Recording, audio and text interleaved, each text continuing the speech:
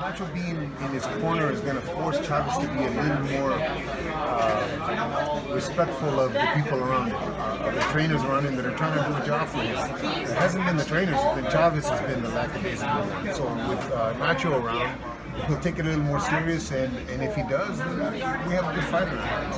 Did it surprise you that he was willing to move up for Chavez Jr. and when the first negotiations came to Gennady Golovkin, he was asking him to move down? Did it surprise you? No, I'm not surprised. This is a business. It's the same as we were going to fight Froch at 168. You know, when you're talking about 80,000 people in the arena compared to nothing, it's a business, and that's a good business move for Canelo. Tough business move for Canelo, but it's a good move.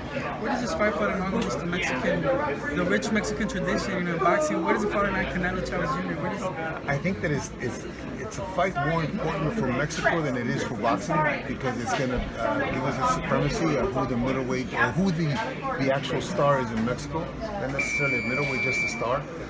The guy that wins is going to be revered over there, so I think it's important for Mexico. What do you think about the bet, the winner takes all? That's ridiculous. First of all, I don't think the commissions would allow that. You know, just like Pete Rose betting on baseball, you shouldn't be able to do that, and I don't think that's going to come through. Maybe it was all just publicity and talk. Considering you guys wanted the Canelo fight, right? Did it surprise you at all that Canelo decided to go the Chavez route? No, it's a good business move. It's a good fight for themselves. When we were talking about fighting Froch, we're talking about fighting Froch at a different weight, only because we're going to put 80, 90,000 people into Wembley. So no, it's a great move for Canelo. It's a great move for Chavez. Chavez hasn't really done much and looked good in the last 2 or 3 fights, but he's going to make a lot of money, and so is Canelo. And that's what this is about. Can you speak to the 9.5-pound difference? So to the boxing fans that don't know, from Canelo moving from 155 to 154.5, what's the pluses and the minuses of that?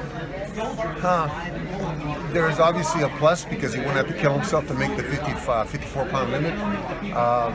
The minus is that they didn't put a cap on what Chavez can weigh after the weigh-in.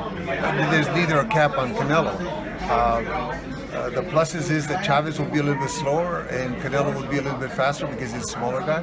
So there's a lot of good and bad about it, but the fact is that it's happening, and it's good for boxing. There's going to be a lot of, I'm sure there's going to be a lot of pay-per-views, there's going to be a lot of people at the arena, and it's good for us.